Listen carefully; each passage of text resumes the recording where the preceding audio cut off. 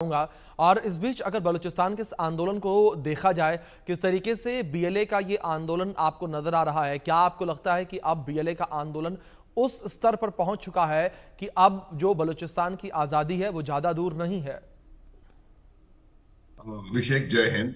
देखिए, मैं आपको एक बात बताता हूं कि जी। बलूचिस्तान शुरू से कभी भी बलूचिस्तान ने अपने आप को पाकिस्तान का हिस्सा नहीं माना। ये बात बिल्कुल इसको इसके बारे में अक्सर चर्चा हो चुकी है। बिल्कुल। इसमें हम जाएंगे नहीं कि क्या है क्या नहीं है, क्या हुआ था 47 में और क्या हुआ था 48 में।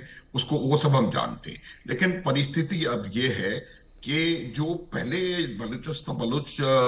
जो लिबरेशन के लिए लड़ाई लड़ रहे थे, वो अलग अलग ग्रुप्स, कोई अलग ग्रुप लड़ाई लड़ रहा था, कुछ दो चार लोग अलग थे, कुछ अलग थे।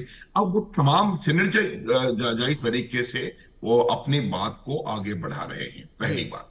जी। दूसरी बात, इनका एक म्यूचुअल सपोर्ट जो है टीटीपी और ये जो खैबर पख्तूनख्वा के जो जो जो लड़ाके हैं, उनके साथ इनका आपस में तालमेल बन गया है। उसकी मैं वजह बताता हूं। देखिए, जब तक जैसे भारतवर्ष में जो पाकिस्तान के आतंकवादी थे, उनको पूरी पाकिस्तानी सेना का समर्थन था, पूरा सपोर्ट है।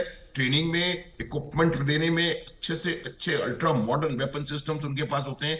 अभी आप देखेंगे किस प्रकार से जो जो पहलगांव में हमला हुआ है, best assault rifle in the world वो लोग कैरी करके, वो लेकर के आए थे।